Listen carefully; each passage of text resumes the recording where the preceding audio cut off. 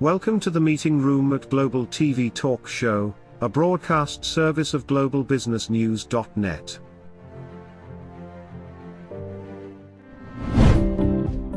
This episode from the meeting room of Global TV Talk Show is brought to you by The Bridge School, the accredited international online private school of choice, at bridgek12.org. Porch Light Rental and Destination Services. Reduce your renter lump sum or managed relocation costs.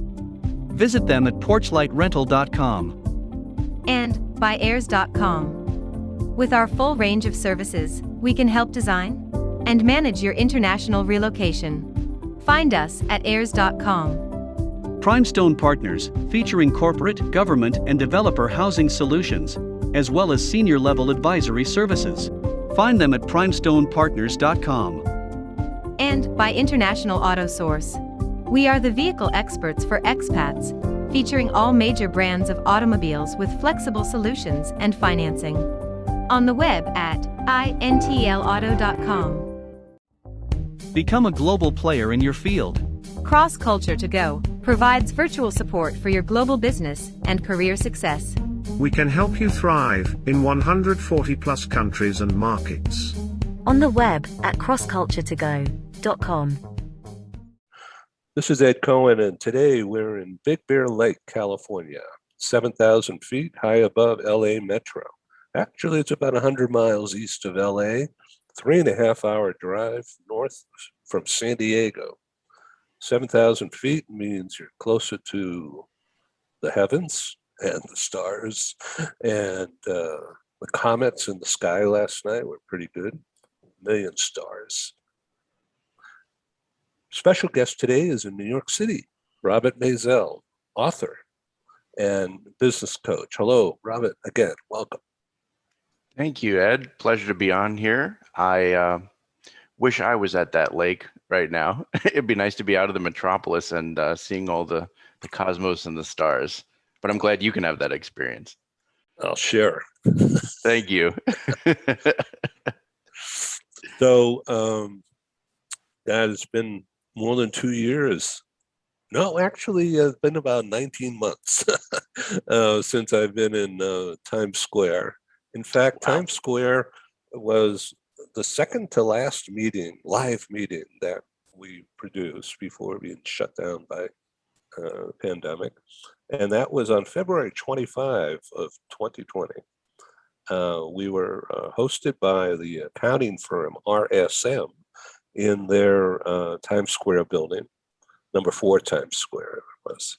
And we were up high, we could look at all the buildings around Times Square. And in the room were about 65 people, corporate clients of the accounting firm, some of our contacts. One of our key speakers was the head of HR at the time for Condé Nast. And they used to be in that building before moving down to the World Trade Center. So it was really interesting. And nobody talked about the disease or COVID or anything, you know. And then 2 days later, our meeting in Washington, D.C. On Embassy Row, that was Feb 27. And that turned out to be the last live meeting we did. Came back to California and lockdown, and nothing going on. And San Diego being a convention city, business travel, leisure travel crashed. And it was, I live right across from the Hyatt and the Marriott and the Hilton and the waterfront, Seaport Village. And it was like a ghost town for almost 2 years, until about last April. And then everything opened up, and it's like gangbusters, economic boom going on. And the convention center is actually opening up this coming week. It's interesting, Ed. And you know, I was just thinking about hearing your experience where your second to last meeting was in Times Square, and thinking about traditionally what a populated area it is with generally with tourists, right? But New York City locals alike will sometimes go and hang out there or check it out. And I remember seeing a video recently.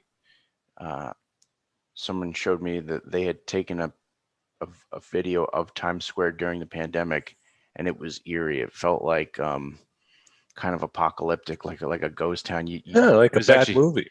Yeah. you really, it was the first time potentially in many people's lifetimes where you could actually get a glimpse of Times Square without all the crazy madness, but in its essence, without anybody there. I think we saw one bike rider go through the street. That was it, not a soul otherwise.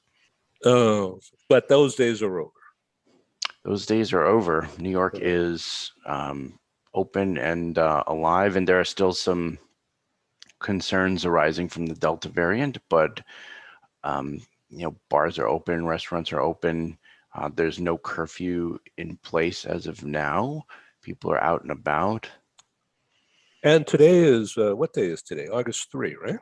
Today is August 3. Yeah, right. So and there's a big concert coming up at Central Park, right? You know what? Certainly may be. I'm not aware of it, but I'll bet you there are, because events are back and happening, especially outdoors and things. Yeah. Well, hopefully everybody's vaccinated. Yeah. So I'd like you to hold up your book cover. We're here to celebrate the completion of your book, the first book, and long in gestation. And so we're going to talk about the coming launch and your experiences having to do with the book. So let's see that book cover.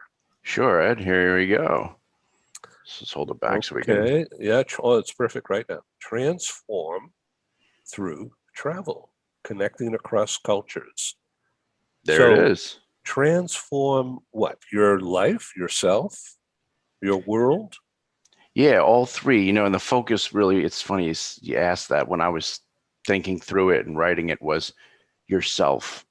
But it can also be your life, because I think when you transform yourself, in turn, your life and your world also transform. Yeah, so it's almost like rebooting your brain. Yes, that's a great way to put it, Ed. Tell me, I didn't make that up, but one of my prior show guests wrote a book called Rebooting the Brain, and he's Dr. Justin Kennedy. So he wrote a book called Rebooting Your Brain, because if you want to take things out or redirect some of the things there, and you become a different person. Yeah, I can tell you that through a lot of the learning I've done throughout the last year and a half, 2 years, has focused a lot on psychology, sort of the different parts of the brain, understanding better what it does, just its function in terms of goal setting and achievement and limiting beliefs people can have. And what you're saying is one of the core messages I've taken away from a lot of this learning is that, yeah, well, one, the brain is malleable and flexible and can always still be learning new things. But as you're saying, really what you have in there, if it's not serving you, let's get it out of there, reprogram it, right? Start putting new and upgraded information in there so that what comes out is also upgraded and new and what we want, rather than what was being produced in the past. So you've taken your work-related and leisure time-related travel, business and leisure explorations. It turned out to be a really positive time for you, with a lot of different varied experiences, particularly in, I remember you telling me about Japan and other places, and how it's just changed your life. You had these opportunities, and you decided to zero in on that and make that the center, not an adjunct or not something over there, but the center of the new you. Yeah, And that's a really good point. Before the pandemic, I had always known that travel was a big piece of who I was and who I am and who I will be. And I had looked at it more like, oh, it's just something I do uh, in my, when I can find the time. But when I thought about it, I had found significant chunks of time to do it, like a lot, and in large chunks.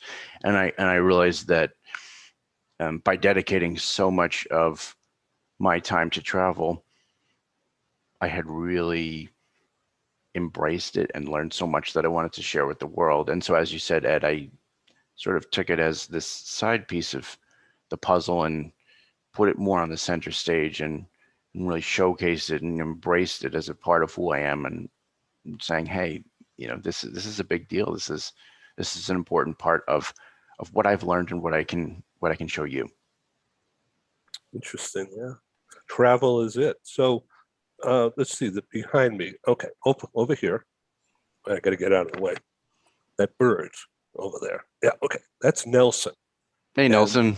So this is a porcelain, a piece of artwork that was given to Joanne when she was very active a few years ago in the leisure travel industry. She actually worked a senior sales executive with Expedia, having to do with personal leisure, expensive travel. She was in New Zealand on what's called a FAM trip, all right, a familiarization trip. Okay, she was shepherding around. She was a Sherpa taking travel agents from the U.S. on an excursion and to experience New Zealand, because book it through Expedia, and this is like 5-star level. So that bird was put together by a guy who owned a B&B in an area called Nelson, New Zealand. And if you look at a map, it's on the tip of the South Island. And it was, so the guy lives in, it's a big property, and he lives on the property, and beautiful area, green trees and flowers, big harbor right in front.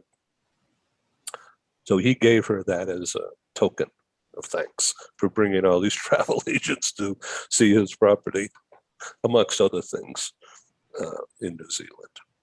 So that's where that came from. So we had it mounted on this thing, nailed down so people won't steal it. We rent this property out. This is a townhome, and there's a lot of visitors, particularly this time of year, mostly in the winter. But there's boating and biking, hiking, restaurants. It's a big resort area. It's very popular with LA people. That's great. I'm glad that it's such easy access for you guys. Yeah, well, it's a long drive, but it's worth it. It's good. So let's talk about the date. When is the launch date, and what's going to happen? So, great question, Ed. Yes, so finally have it locked down, and we can talk about it. August 18th.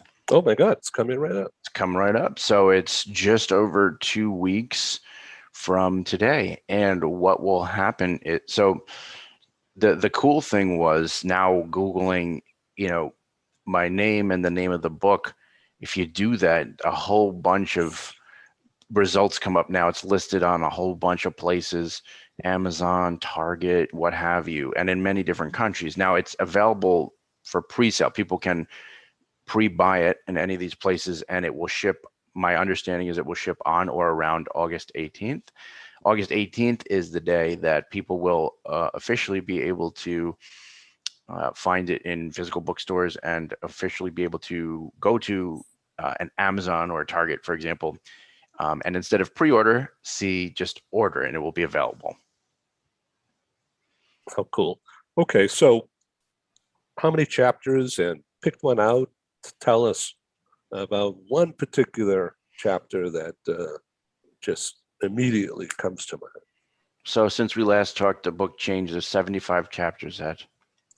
Oh my God. Don't worry. That That is a complete joke. Could you imagine a book with 75 chapters? I bet there are some, but this one isn't one of them.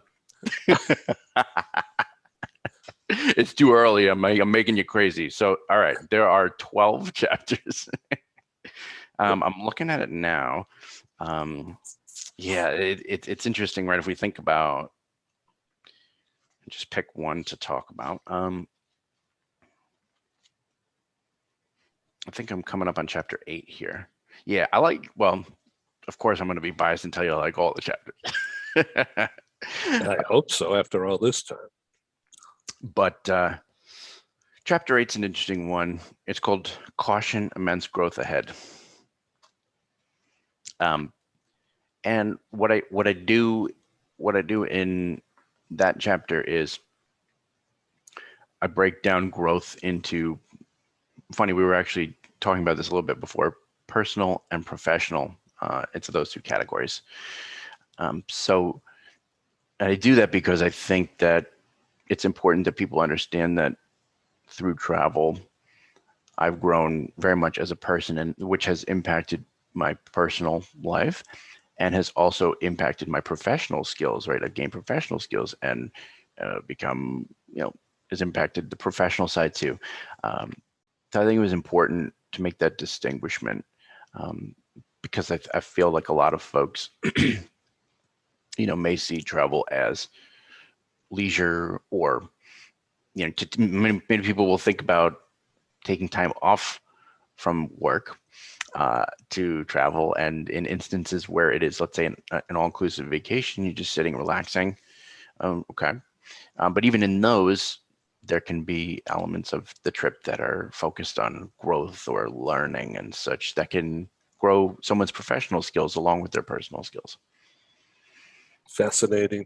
Okay, now let's give me an example of exactly what you just said, but in like bullet point form about your time in Japan and why that was so impactful on you. Sure. So, let's take a look at the professional for a moment in Japan. So before that, I had prior only thought about business in terms of from a US mindset.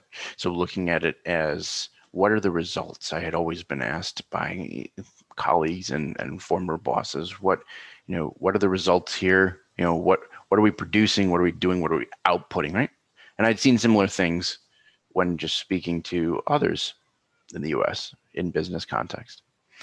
But going abroad and living in Japan allowed me the opportunity to see things from a new perspective, to live and interact with a new society where it didn't really seem like people were very interested in the results that were being produced. It seemed like they were more interested in developing relationships and the process involved, right? And so I found that to be really fascinating. So I was able to use that as another layer of depth, if you will, take that back with me to the US and adjust back to the US environment, knowing that a lot of times it is going to be about dollars and cents, but also knowing that other cultures value the importance of the process and the relationship. So even if the focus may not be that in the States, it's still an important factor for me to understand when I'm dealing with Japanese counterparts, and also just to pay more attention to those elements myself as I go along. Okay, so that was that before your experience with Bloomberg or part of it? That was before. We interrupt this broadcast to bring you a timely announcement. Hi, I'm Sergei Gorbatov. I'm Angela Lane. Together we are researchers, writers and practitioners in the field of human resources. And we've also been multi-country, multi-assignment career expats. We owe our professional development and growth to a very large extent to the international assignment opportunities that we have had. But in a world where distributed work may become the norm, we also want to understand what will happen to the nature, duration, and purpose of international assignments. Together with our colleague, Julian Dalzell from the University of South Carolina, we're undertaking a study on the future of expatriation. And we'd value your contribution. You can participate in this important study by completing a simple 10-minute questionnaire. Access the questionnaire by typing in your browser tinyurl.com/expert study. That's tinyurl.com/expert study. You can also find the link here on Ed's website next to this video. Thank you for joining us in this study. In return for your contribution, we'll provide you with a copy of our research. And of course, you'll be invited to an exclusive webinar hosted by Ed, where we will share our findings right here on Global Business News. And so please go to tinyurl.com/expat study. Take the survey so that we can better understand the future of expatriation.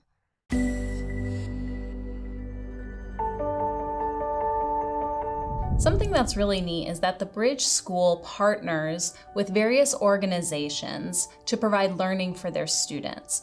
For example, we partner with a major ballet company, and we are able to enroll several of their students into our school. So now not only is the student able to participate in a school and have a seamless transition while they're very active in their ballet career, but now they have other dancers that are with them that are doing some of the same courses. So it's almost becoming a camaraderie where they're taking similar courses, they're working together on their ballet, and really being able to form this great partnership with these organizations to provide a needed service.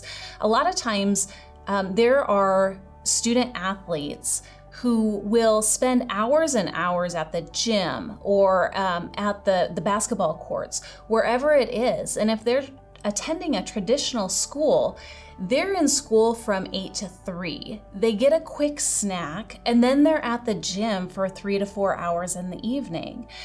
Coming to us and having that partnership, they're able to break that up throughout the day. They can have a morning practice, get some schooling in, have an afternoon practice, finish their schooling in the evening. So there's that flexibility. And additionally, if there are tournaments or performances, it's fantastic because if there's a week where they have shows straight through, they can take that week off of learning and then pick back up when they're done. So it offers this great flexibility. And for the program owners of these sports leagues, it is a win-win situation for them because they see this need. They see this need that their students need to make sure that they are obtaining the grades necessary to be successful adults in our country and in other countries. But it provides them an environment where they can be successful at both.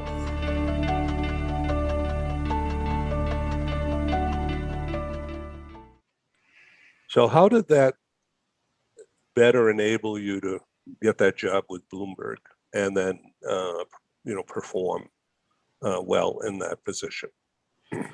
You know, the role that I was in with Bloomberg was in the global mobility department. And so naturally, this is a department that is basically coordinating the moves for all the employees worldwide in any organization. So it was extremely helpful to have had these travel experiences when talking with Bloomberg about the value that I could add to the organization because I had these experiences and therefore had an open mindset, right, and diverse perspectives to choose from. I think that was very valuable in the interview process. And then on the job also,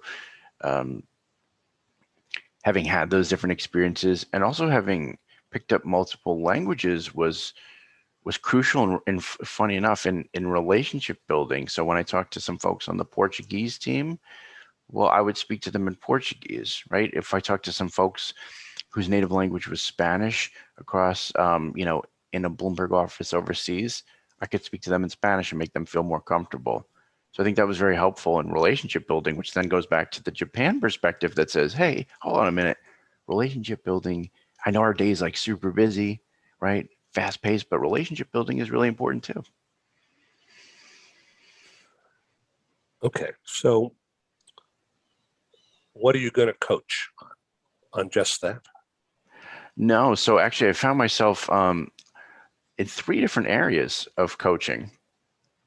So travel coaching, right? As you could imagine, makes sense with this book. So helping folks think about how they can really make big changes and strides in their life through these trips. And then there's the cultural element, cultural coaching, right? Helping folks and organizations better understand how culture impacts their organization, the need to have diverse teams, how people can culturally adapt. And we've actually seen an avenue for business and life coaching as well, helping folks move through the different stages of challenges in life and or their business.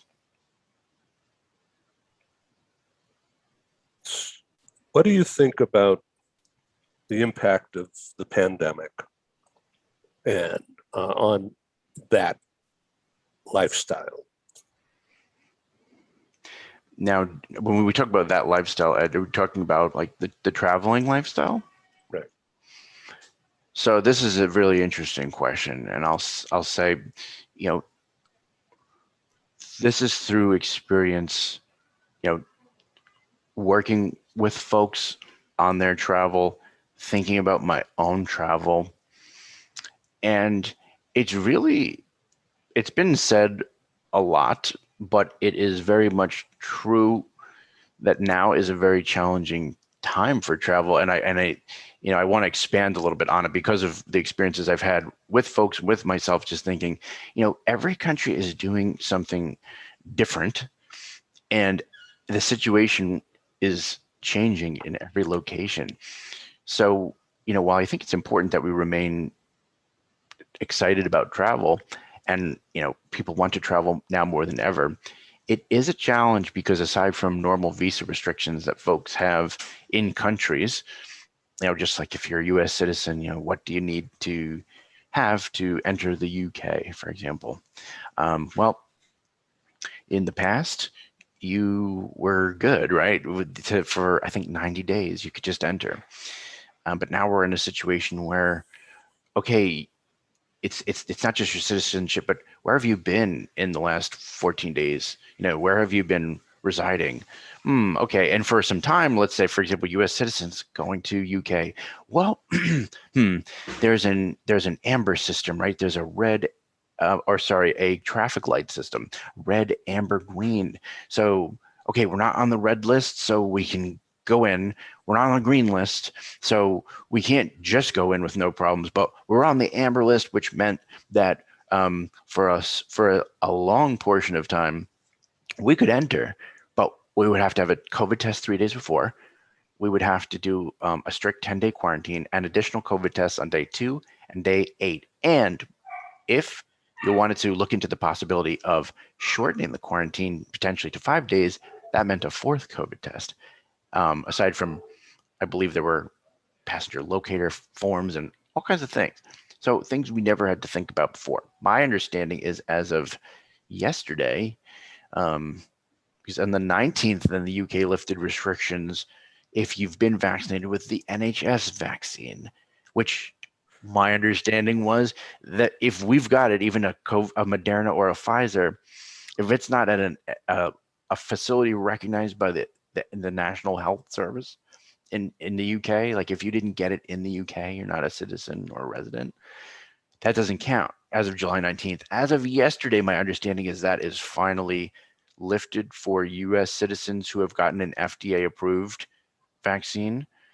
So as you can see with this long drawn out load of information that is dumped on you, it's not like what it was. And people have to be vigilant now about the rules, and not all travel insurance policies will cover a change in restrictions that may allow someone, someone could go in and then the rules change because of the mutation of the virus or the situation there, and not all travel policies will cover that. In fact, I have found many that won't. So it's really an interesting new world, and it's made, what's interesting is it's made travel more difficult and restricted in some regard. But if I look at the positive of it, perhaps it's made us even more intentional about the places we want to go. We're really going to want to go there. We're going to do everything we can to find out how to get there and when we can go. Yeah, that's a really, really interesting discussion we've just had. And it's actually, when all this is over and done and passed, hopefully, this discussion we're having is going to be historic in that context because of the delineation of these specific things and how it impacts everything. Into the mix comes all this talk about ESG and sustainability and the carbon impact of travel and all this stuff that, goes right over my head. But it's important, and there's a lot of companies paying attention to that kind of thing. But there's so many risks today, August 3, 2021, about travel that everybody was rushing up until about a week ago. Everybody seemingly was rushing to open up and plan travel and go to conferences and make booking plans. Even me, where I spent more than 20 years producing live meetings as a main source of business. And I'm itching to go back to do that. And I started putting together a business plan and mapping things out and starting to announce things. And now all of a sudden, say, wait a minute, maybe it's too soon here, Maybe this is not a good idea. Even if it's hybrid, let's just say that I have a meeting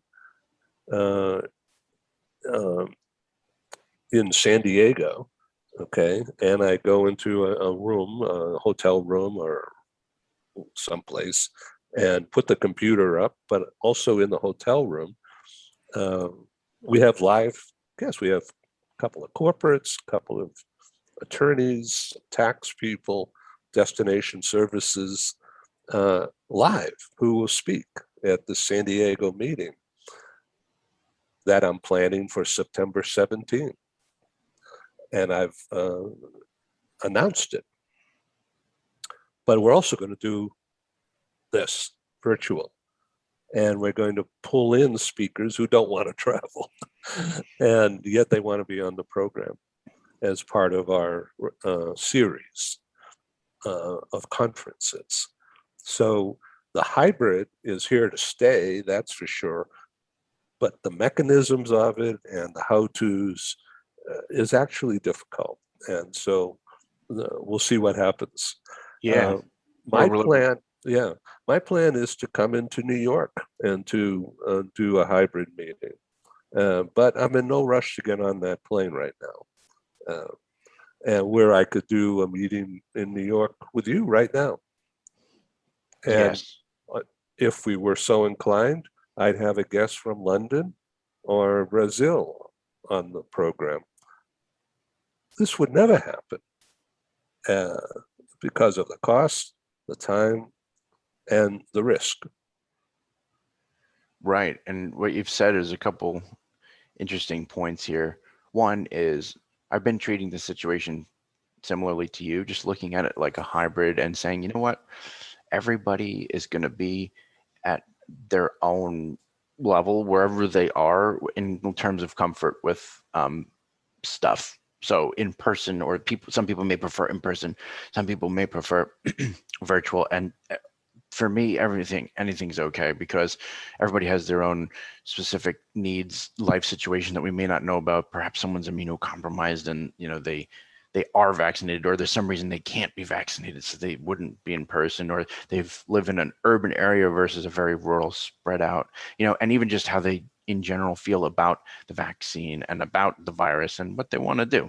And I think in that regard, anything is okay. But so I think the hybrid approach is indeed a good one. And as you said, you're not in any rush to hop on an airplane right now, which is completely understandable. And it's something that the pandemic has shown individuals and companies alike, right? That sort of to reassess their costs. Is it, human interaction is very important. That is something, one of my core beliefs. However, is it necessary to send, such a large percentage of your employees, let's say, once a month or even once a quarter to X, Y, and Z locations? Well, pandemic has shown people that we can chat virtually, and that works too. So maybe it's not, and maybe in some cases it is. Well, you can't network this way, but you can once we figure out that we need to ask certain things. We just have to think it through more and maybe have a lesson in how to do it. Because it's better to be face to face, of course. But if we're going to a big convention, whether it's in New York or Washington or Orlando or Singapore or wherever, your time meeting and greeting many, many people is like a fallacy, because you can't. You're in a room where all these people are, but how many people can you actually have a conversation like you and I are having? It's probably 2 or 3 or 4, across a day or two. If you're lucky, you have that experience that you can take away. Right. So by thinking things through and being prepared, this kind of a meeting is terrific, because someday we're going to be together again and we'll be closer than ever. Agreed. Yeah, I'm certainly looking forward to soon. When everyone feels comfortable to make those trips. You come out to New York and we go into San Diego or checking out this lake. It'd be super cool. Yeah. Okay. So what about the launch party? That's coming up quick, isn't it? Yeah, I can't believe it. It is next week. Goodness, it is a week from tomorrow. It's going to be at the Ainsworth Midtown is location near Grand Central from 5 to 7 p.m. It will, in fact, we are planning to have it in person. Yeah, it's going to be exciting and fun. So for any of the folks who are local and who ordered copies of the book, I'll sign their copy and give it to them right there. And for folks who haven't yet got a copy, they'll be able to grab their copy there and I'll sign it. It'll be fun. We'll take some pictures. My publisher is going to be there, and it's going to be a fun time. So I want you to have somebody there doing some FaceTime or just taking some shots with the camera, and then send them to me or come on the show again, and we could help further the PR by the replay of what went on at the launch party. Amazing. Thank you, Ed. That's a kind gesture and a phenomenal idea. For sure, we'll take some pictures, and the idea of maybe doing some videos would be fun too, if we can get that, clips. Like a highlight reel. 30-second clips, is enough, and several. Okay, we're running out of time here, unfortunately, but I've really enjoyed this closeness. Hey, here we are, 3,000 miles away. Same here, but we are still connected through technology. Yeah, please come back on Global TV. Absolutely. Thanks as always for the invite. Hold up that book cover one more time. Sure. There it is. Transform through travel, connecting across cultures. So now you're going to hire yourself out as a business coach to companies and to individuals. Right. We won't talk money, but is it affordable? Yeah. Okay. And so what's your email or website? So robert.w.maisel@gmail.com is my email, and my website is www.robmaisel.com. That's Maisel. Yes, Maisel as in leopard. Leopard. And all the spots, what are they? And all the spots, the variety of life. Oh, that's it. That's it. Okay. That's it. Cheers. Stay well. Thank you, Ed. You too. Okay, that's Rob Maisel, author in New York City. And I'm in California, and this has been Global TV. Thank you for watching. Bye-bye.